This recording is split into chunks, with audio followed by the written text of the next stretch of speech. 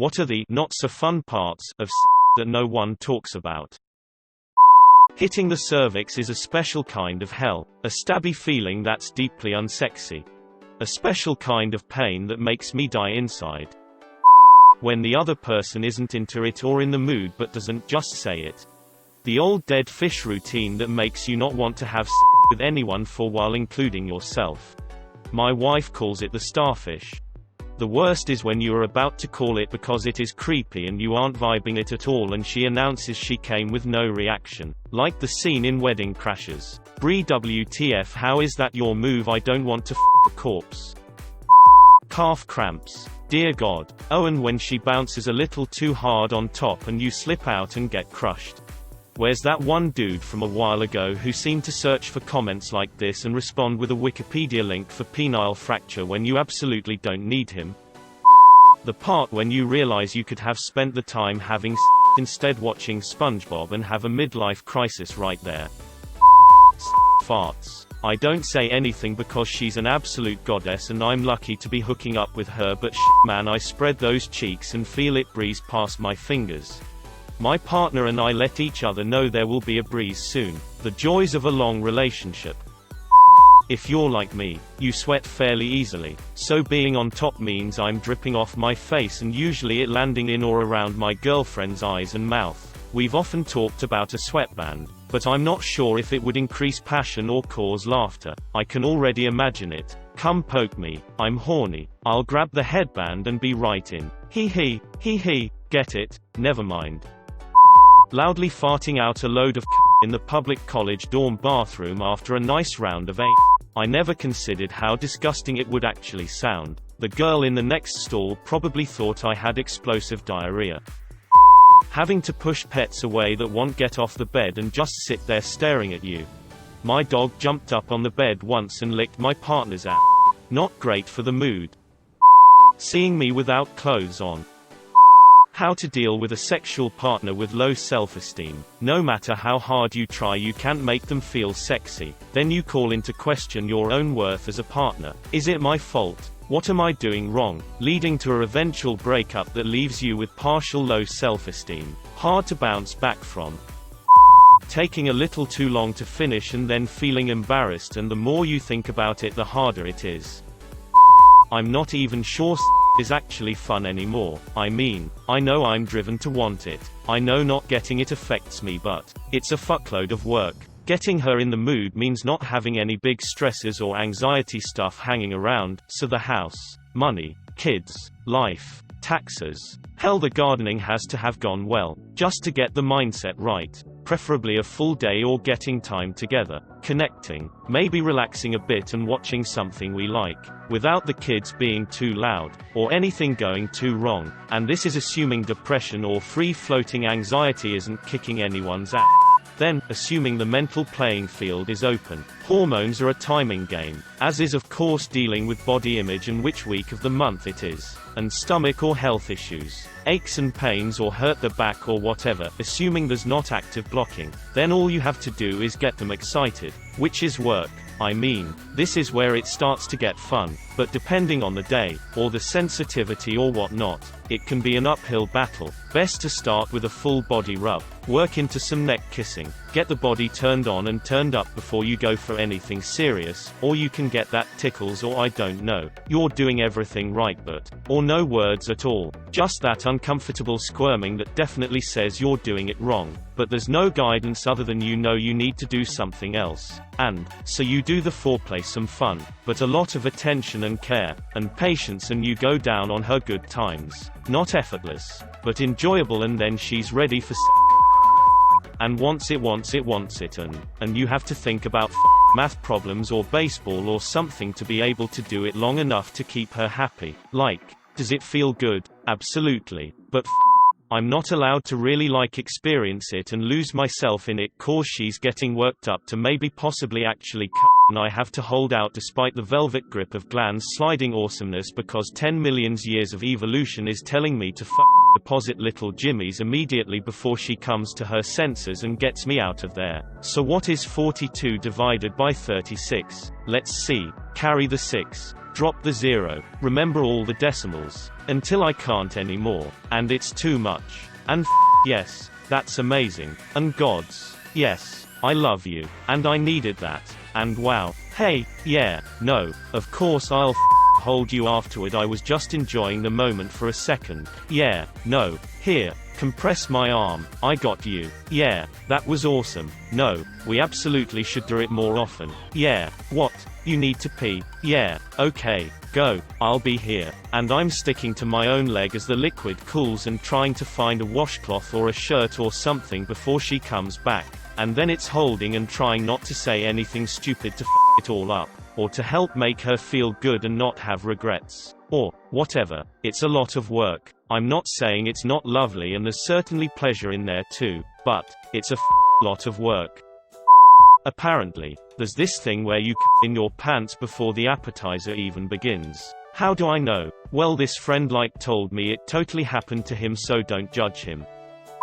Finding a person to have with is not so fun. No, that's easy. Finding someone you want to have with is typically a lot harder.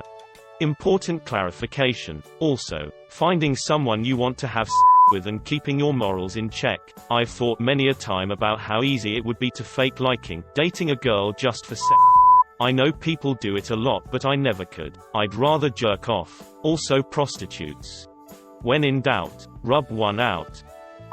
Setting up and breaking down. Restraints and toys that need to be taken out and put away. Inflating and deflating your partner. The amount of pain when she's not wet. Doesn't matter if you aren't big. Unlubed holes will feel a bit coarse and painful to her. Always do the damn foreplay. When he gets up to get you a towel, and you hear his car start and he pulls out of the driveway. The cold wet spot on the bed. Keep a clean washcloth nearby or on a towel. Shower actually kinda sucks. Water is not lube. Nowhere is comfortable. Hot water runs out. Weird. I must have a good water heater. Haven't ever had an issue with the hot water lasting the full 2 minutes. Seriously, who doesn't have at least 10 seconds of hot water? Semen is such a to wash away. Lube is a pain in the to clean up. The dog never wants to move from its spot on the bed. Long hair getting in the other person's eyes. Choking on pubes. Never being able to get the pube out of the back of your throat. Semen or lube between your cheeks. Poop on toys. Accidentally forgetting which finger was in whose. Eating someone out or puss and getting toilet paper in your mouth. Getting rug burn on your pussy from a guy who has harsh stubble. Being able to feel when a girl has to if you finger her. Use cold water to wash off. It's protein based, so hot water makes it stickier and harder to wash away. If doing then expect poop of some sort. The wet spots on the bed from the aftermath. Did with a hookup many years ago. Ended up with a pretty significant skid mark on the bed after. She was mortified. Beside herself, mortified. Apologizing up and down. I was like, look, I'm the one who put my up your ass. I expected a little collateral damage. That's the spirit. If you're going to party in Poop's house, don't be upset when Poop shows up. Someone being painfully rough unless you're into that. The smell afterwards. Sometimes the sweat makes the bed wet. Either partner being unwashed. The person on top panting and you breathing the same air. When you wake up next to someone you rather hadn't had sex with. Or waking up to someone who clearly wishes they hadn't had sex with you. The cleanup. The uncomfortable positions that you have to be like, okay, stop, I gotta move. This hurts. My parent has to take breaks for queefs if we are doing it doggy style. Me thrusting fills her up with air, so if we don't have a break the air pressure hurts her from the inside. After doing it with a condom on. The AutoZone smell. That was oddly specific. And shockingly accurate. If you're doing it doggy style and he accidentally ends up in the wrong hole, it's not just a quick oopsie. If you didn't prepare for penetration beforehand, then it's like being punched in the arse. by Wolverine. Immense pain and instant crying. Immediate mood killer. If you don't have good hygiene and don't keep your junk clean, get used to UTIs. I was unfortunately the giver of this pain to a lovely girl that did not deserve such agony. We were doing it doggy and she was definitely feeling it. Her hips must have been approaching the sound barrier, but a in the later and she's crying into the pillow and I'm checking her to make sure she isn't bleeding. Ever since then I hold on tight if I'm doing doggy. Trying to gracefully avoid touching other bodily areas with the finger. Taking off daily pads before your partner gets to your panties. No one discussed that, but this is a pain in the ass. We share stories with my friends about the best and weirdest ways we threw our daily pads right before having sex. If I remember correctly, the phenomenon is called arousal non-compliance. Fact check me. Basically, any situation in which your body isn't responding the way you feel. E.g., can't get hard, wet even though you're turned on, can't orgasm even though the is going great, etc. This goes the other way too, getting physically aroused by things that mentally or emotionally turn you off. Getting a from a school presentation about the mitochondria. It's the powerhouse of the cell. The shame of getting tired out before you have or not being able to because you really have to fart. Or farting mid This is so embarrassing. Farting mid is like burping during a meal, a compliment to the chef. How about DFW? Your comes all the way out in the current motion, and your brain stretches the following half second into eternity before the next damaging painful blow comes if you're not perfectly lined up to go straight back in. Edit. Thank you kind stranger for the silver. This blew up while I slept. My most upvoted post has to be about one of the most painful things I've ever experienced. I will admit, however, that for as much pain as I've gone through with this, I think I can only recall one time where she exhibited any pain and I just thought it was a sympathy thing at the time. I genuinely didn't know. Think about how much this could hurt you ladies out there. For this I genuinely apologize. This should be higher up. It's not just painful for the it's also painful for the receiver. The fart noises that your bodies make when you're doing it. I'm a little concave in the chest, and sometimes when we are close an air pocket happens and it makes the best fart sound ever. Getting fingered by someone who did not cut their fingernails. Or someone who just cut theirs fingernails. I started filing my nails after trimming just because of this. Pro tip: rub them on your jeans for 10-15s after a fresh cut. It takes off the sharp edges. Or you can use the file part that is on most nail clippers. Run your fingers on the inside of your mouth. If it hurts, it will hurt inside woman. If it doesn't, you are good to go. Dealing with birth control pill side effects. Wait, what are the side effects? Planning to go on the pills soon. Would like the inside scoop if you know what I mean.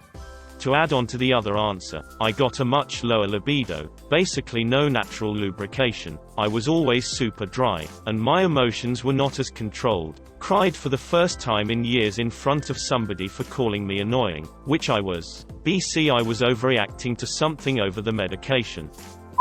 The waddle to the bathroom afterwards with one hand cupped over your vag. Wait, your husband doesn't suck it out afterwards? I regret learning to read. Fishing out the pube from your mouth after going down on someone.